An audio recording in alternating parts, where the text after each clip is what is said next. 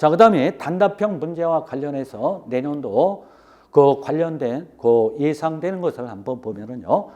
앞으로도 단답형 문제는 계속 출제될 것으로 예상되며 단답형 문제의 준비는 두문자법 문장식으로 암기 공식을 만들어 평소 시간 나는 대로 노트화하여야 한다. 앞에서 제가 무슨 얘기를 했냐면 두문자 방식으로 하는 것은 하지 말라라고 얘기했는데 그 얘기가 뭐냐면 요 앞에 있는 86조, 106조 이 전체 목적가 있죠.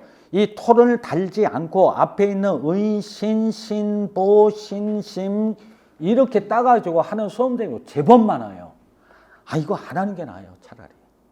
그렇게 하면 생각도 안 나고 어디다 뭐 초점을 맞춰서 그것을 끄집어내올 수 있는 그 성질이 아니라는 얘기예요. 토를 다는 게 좋아요. 토를 달아서 외우는 것이 가장 좋지.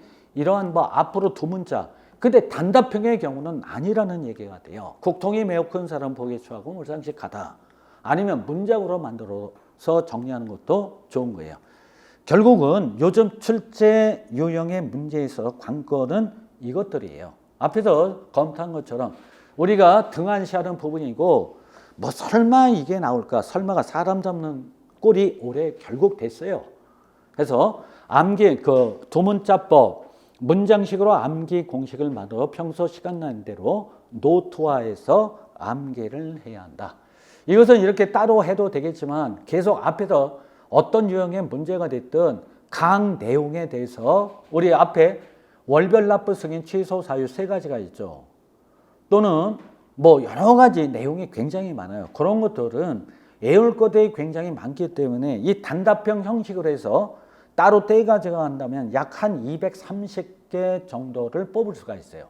그렇게 할 필요 없이 1조부터 330조까지 정리할 때 그 내용은 전부 그 안에 포함이 되어 있으니까 거기에서 저 암기식 나열을 하고 내용을 쓸 때 암기식을 그 옆에다 암기식 몇 가지 이렇게 해서 표현을 해서 자꾸 그 암기 등등을 하는 것이 가장 현실적인 부분이고 이것을 따로 떼가지고 하는 것은 나중에 시험 전 한 3개월 전, 2개월 전에 한번 전체 정리하는 의미에서 하는 것은 하나의 방법이 되겠지만 뭐 평소에 따로 떼갖고 하는 것은 뭐 권하지 않는 부분이니까 이제 그렇게 여러분들 정리를 해야 돼요. 예를 들어서 시행령 71조 2항에 보면은요. 덤핑 방지 관세에 있어 기재부 장관 또는 무역위원회가 이해관계에게 통지하는 내용. 만약에 올해 이거 시험 문제 나왔다면 여러분들 어떻게 할 거예요? 이거 들어본 적도 있고 공부하려고 노력했던 적 있어요, 없어요? 거의 없을 거예요. 거의. 이런 것들이 우리 아까 단답형 문제와 관련해서 따져봤던 부분이 소리하고 등한시한 부분, 두 번째에서 얘기했던 부분이죠. 여기서 하나의 샘플이에요. 샘플에서 기재부 장관 또는 무역위원회는 다음과 구현안에 해당하는 때에는 그 내용을 이해관계에 통제해야 된다. 무지무지하게 많아요. 9가지가 아마 될 거예요. 이거 그럼 어떻게 해야 되느냐? 이 문제가 나온다라고 하면 죽으나 사나 하겠죠. 근데 설마 이게 나올까라고 우리가 등한시하는 부분이 이제 두 가지가 나왔다는 얘기가 돼요. 이런 것들을 어떻게 정리하느냐라고 하는 거예요. 그럼 이런 것들은 뭐 강사가 얘기를 해주면 좋겠지만 안 해주는 경우 여러분들 입장에서는 충분히 날 것이다. 그래서 대비해서 이것을 9가지를 어떻게 올 것이냐라고 생각해 보라는 얘기예요. 요거에 대해서 제가 정답은 드리진 않았어요. 한번 이런 것들을 한번 쭉 법을 보면서 정리해야 되겠다라고 하는 것을 표시를 해서 한번 여러분 나름대로 해보고요. 이 정리하는 법은 나중에 롱롱 어거우 해서 나중에 한번 볼 테니까 그렇게 보시면 되겠고요. 샘플을 얘기하는 거예요. 그 다음 보세구역의 장치 허가. 아까 우리가 살펴봤어요. 저를 보시면 보세구역의 장치 허가는 허가 및 신청서의 제출 시 담보 제공을 명하면 수수료를 납부해야 한다. 156조 시행령 175조에 규정이 되어 있어요. 자, 허가 어떻게 해요? 아까 했잖아요. 허가 즉 세관장의 허가. 그럼 주어. 빨리 그러니까 안 했으니까 그래요. 세관장의 허가, 세관장의 허가를 받아야 된다. 누가? 뭐 할 때? 그다음에 두 번째는 담보 제공 시설 설치를 명할 수 있다. 누가? 세관장이. 그다음 보세구역에 장치한 때에는 뭘 내야 된다? 수료를 납부를 해야 된다. 그럼 156조 쓰라고 하면은 뭐를 해야 돼요? 목차를 알아야 될 거 아니에요. 그래서 예우라는 얘기예요. 그럼 뭐라고 돼 있느냐? 이게 여러분들 보면 뭐라고 돼 있어요?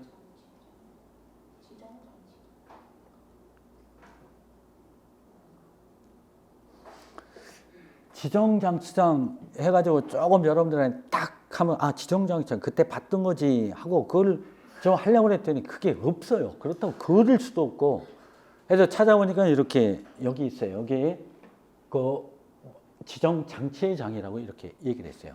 지정장치장은 뭐의 일종이죠? 지정장치장은 보세구역의 일종이죠. 보세구역 중에서 지정보세구역에 해당이 되죠. 그럼 여기 이게 보세구역이에요. 보세구역에 물품 장치를 해야 뭐를 해요? 채권 확보가 가능하죠. 근데 밖에 장치를 하려고 하면은 채권 확보라든가 측면에서 불리하고 도난 분실 우려가 있기 때문에 이것은 적극적으로 권하는 것이 아니라 이제 예외적인 그러한 경우라고 얘기를 했어요. 그럼 여기가 아니라 여기는 하나의 건물인데 예를 들어서 이태리로부터 예를 들어서 5m, 6m 정도의 대리석을 수입을 한다라고 했을 때 여기에 안 들어가요. 그럼 천상 어디에 장치를 해야 돼요?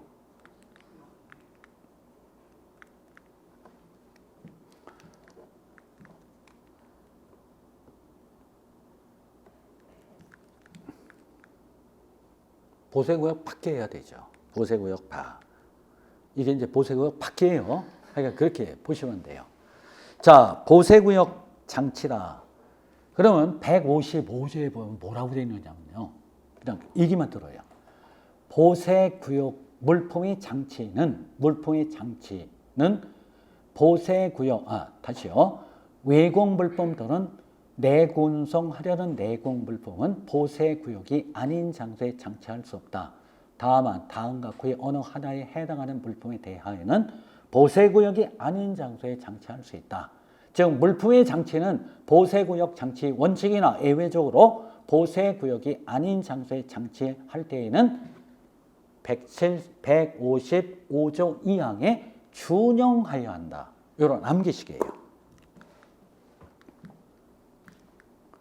자, 그 암기식을 얘기해 놨어요. 보세구역의 장치 허가는 허가 및 신청서와 첨부 서류 제출 시 담보 제공 등을 명하면 수수료를 납부해야 한다라고 하는 내용이 되겠습니다. 자, 그럼 여기서 이 156조에 있는 1항부터 3항까지 내용도 중요하지만 이것이 중요해요. 이 내용이 시행령 175조에 규정이 되어 있는데 이 보세구역편에 보면 시행령상에 보면 시행령 175조 각호의 서류라는 얘기가 무지무지하게 많이 나와요. 요것 정도는 여러분들이 좀 정리를 해야 된다라고 해서 자, 요 내용을 얘기하는 거예요. 175조 보세구역의 장치 허가 시 신청서 기재사항이 어떤 것이냐라고 하는 유형도 작년, 재작년에 한 문제씩 이렇게 출제된 적이 있어요. 즉 압수조서 작성 시 기재사항 4가지를 쓰시오 라고 하는 것도 출제 유형 중에 하나라는 얘기가 돼요. 근데 그런 것 중에서 한번 쭉 이거 준비하면서 내년도 한번 생각해 볼 것은 요 내용도 한 번쯤 거론될 수 있는 부분이다. 그래서 한번 빼본 거예요. 나면은 좋고 안 나면 뭐 그렇고요. 자, 요거 한번 꼭 정리하라라는 의미에서 지금 샘플로 하는 거예요. 자, 156조 1항에 따른 허가를 받으려는 자는 누구에게? 세관장에게 뭐를 제출을 해야 된다. 제출을 할 때 항상 뭐가 꼽살이 낀다고 그랬죠? 신청서가 항상 꼽살이 낀다고 했죠. 신청서와 즉 신청서에 뭐를 첨부를 해야 돼요. 자, 뭐를 서류를 첨부하여 세관장에 제출해야 한다. 자, 요거 제목 만들면 뭐라고 얘기하면 될까요? 여기 있잖아요, 여기 위에. 허가는 1항에 뭐죠? 보세구역에 장치하려는 자는 세관장의 허가를 받아야 한다. 그 받을 때 신청서하고 첨부서를 제출하라. 요것을 얘기하는 거예요. 그러니까 신청서에 서류를 첨부하여 누구에게 세관장에 제출해야 한다. 이것은 뭐 전형적으로 우리가 신청서 제출 뭐 등등 있죠. 그것을 얘기하죠. 그럼 신청서에는 항상 뭐를 어떻게 해야 돼요? 뭐를 항상 기재를 해야 될 거 아니에요.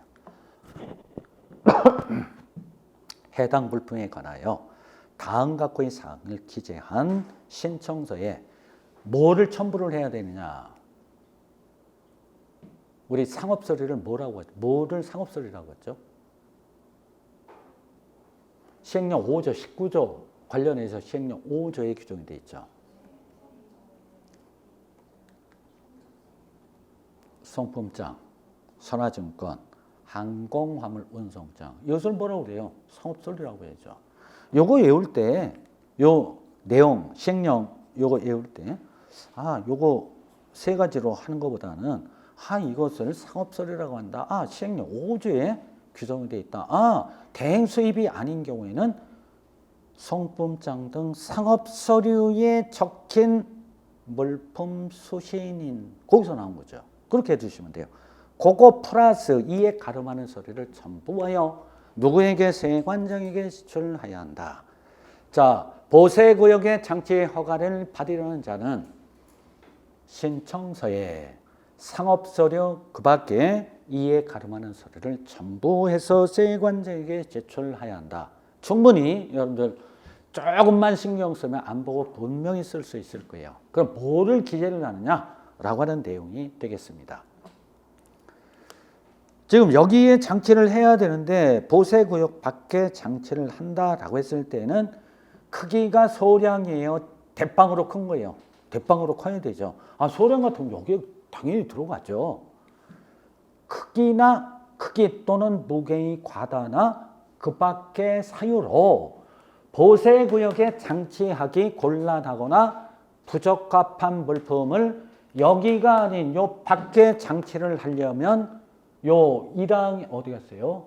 여기 1항에 따라서 세관장 허가를 받아야 한다. 허가를 받을 때 신청서하고 첨부 서류를 제출을 해야만 해주든지 말든지 한다라는 얘기가 되는 거죠.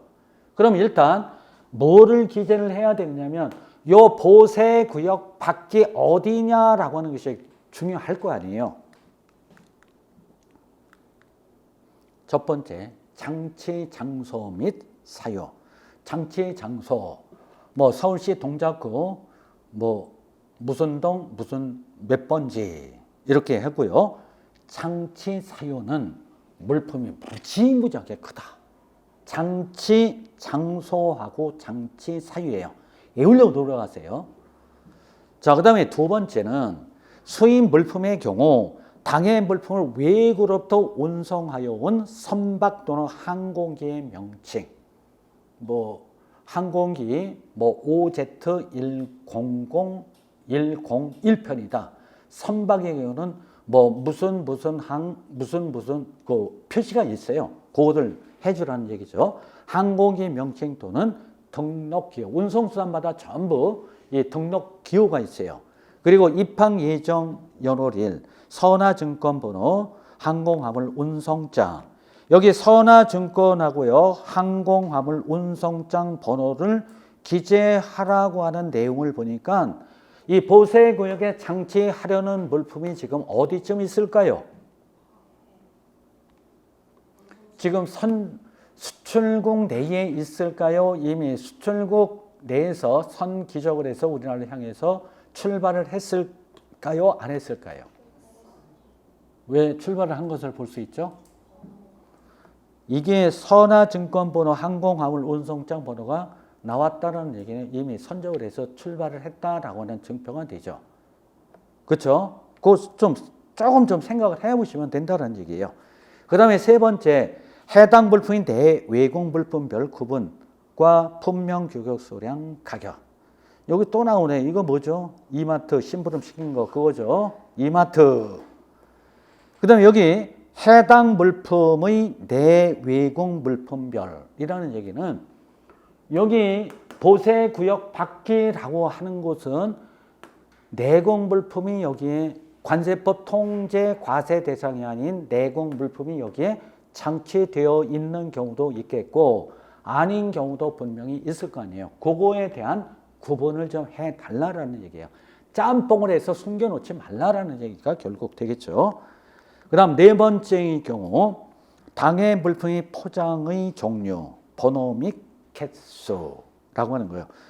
이것은 이 보세구역에 장치하려고 하는 당해 물품의 포장의 종류, 번호 및 개수. 이것은 뭐를 보면 알 수 있을까요? 그렇죠. 패키리스트를 보면 알겠죠. 이미 뭐 선비엘이 아닌 이 예외적인 경우를 제외하고는 대부분 요 위에서 얘기한 것처럼 이미 수출국 내에서 선기적으로 해서 출발을 이미 했기 때문에 요 BL이란가 에어웨이 비리라고 하는 것이 이제 발행이 돼서 번호가 나왔다라는 얘기가 되는 거죠. 그러면 실무적으로 본다. 그때는 이미 우리나라 수입 업체의 경우는 전부 팩스로 선적서를 이미 수령한 상태가 대부분이 되기 때문에 이때 보세구역의 장치 허가 시에 그 관련서를 전부 여기에 첨부를 해서 세관에 제출을 이렇게 하면은 된다라는 얘기가 되는 거예요. 이 경우, 허가 여부의 통지 및 간주 규정은 어떻게 될까요?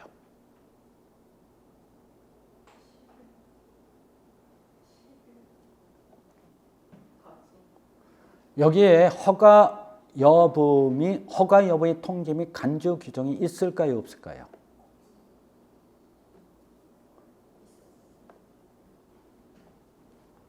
여기 보면은 그런 내용 없잖아요. 그렇죠? 견본품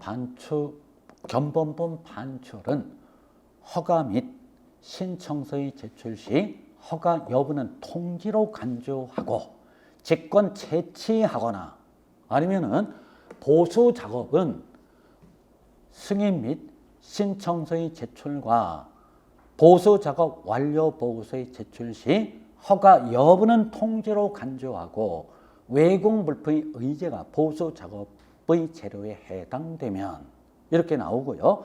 또는 해체 절단 등의 작업은 허가 및 신청서의 제출과 해체 절단 등의 작업 완료 보고서 제출 시 허가 여부는 통지로 간주하고 대상 물품 종류에 따라 수입 신고 물품에 대한 작업 명령을 할 수 있다. 159조하고요. 시행령 178조에 규정된 내용이에요. 아니 허가 여부의 통지 및 간주 규정이 때문에 당연히 한 목차에 들어갈 거 아니에요. 이 경우는 없어요. 이 경우 허가 신청을 해서 세관에서 허가를 내줄 때까지 기다려야 되지 10일 지나면 허가된 것으로 간주하는 것이 아니에요. 만약에 허가 여부의 통지 및 간주 규정을 뒀다라고 하면 이거 밀수하는데 일조를 하는 규정이에요. 그 경우는 기다려야 돼요.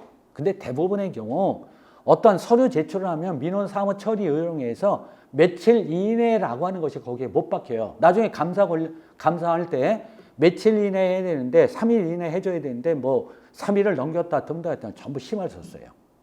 그렇기 때문에 그래요.